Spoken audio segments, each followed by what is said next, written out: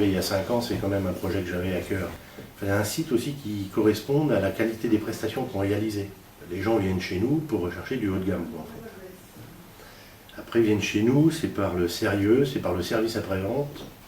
On a créé à travers le site la charte qualité. Il y a combien 7 ou 8 engagements.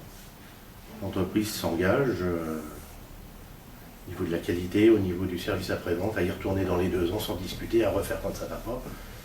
Et la meilleure de nos publicités, on a un budget pub quasiment nul.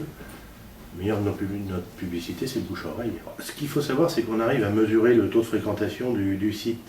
Et l'impact a exactement été celui que je recherchais. Comme on vit caché un petit peu, c'était de faire voir déjà aux Sénonais ce qu'on était capable de réaliser. Donc on a quand même une bonne fréquentation du site par des Sénonais.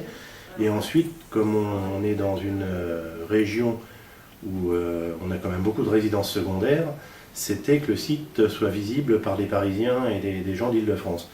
Et quand on prend Google Analytics, on s'aperçoit que notre site est visité par des Parisiens. Donc c'est tout à fait ce qu'on recherchait.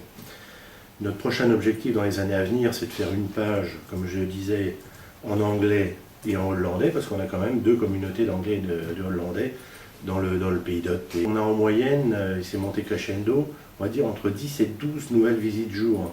On s'aperçoit que le site réconforte notre clientèle. Là, à travers le site internet, vous leur montrez des réalisations, ça leur donne des idées, ça permet d'avancer beaucoup plus vite. Et donc la particularité de ce site, c'est qu'il permet de suivre les chantiers à distance. On a eu le cas, on a réalisé un chantier pour une Anglaise qui venait une seule fois par mois. Et c'est vrai que sur certains détails, on avait besoin de son avis pour continuer le chantier. Donc à l'époque, l'accès client n'existait pas, mais s'il avait été opérationnel, ça aurait permis de lui poser des questions, de les visualiser et de pouvoir lui demander si on continuait dans telle teinte, tel frise, tel motif. Mais là, c'est quand même quelque chose de sécurisé. Vous avez un code d'accès personnalisé sur le site de l'entreprise. Le site nous appartient et on le gère totalement. Si vous souhaitez déposer une offre d'emploi du 1er juillet au 30 juin par exemple, vous cadrez la durée pour laquelle l'annonce va rester sur le site, elle va se mettre toute seule en ligne et elle va se retirer toute seule. Le site, il faut le faire vivre. Mensuellement, il faut avoir une nouvelle idée, il faut changer des textes, des photos. Il faut constamment le modifier parce que Google s'aperçoit des modifications et vous conserve en première page. Il y a un phénomène qui est quand même intéressant, c'est que donc vis-à-vis des salariés, on leur a quand même présenté le site, on leur avait demandé s'ils avaient des photos de chantier qu'ils avaient pris, s'ils souhaitaient qu'on les mette en ligne et tout. Et c'est vrai qu'on a eu un bon retour par rapport à ça.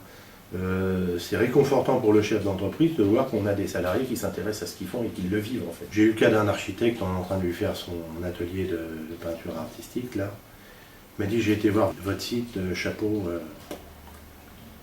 Le client est réconforté. Il a vu ce qu'on était capable de faire. Mon objectif, le logiciel existe, c'est d'arriver chez un client, de prendre la photo d'un mur ou d'une pièce, de travailler avec un nuancier d'un fournisseur de peinture XY. Madame, vous voulez une couleur framboise, vous tapez le numéro le code couleur et ça vous modifie sur le micro la photo directement.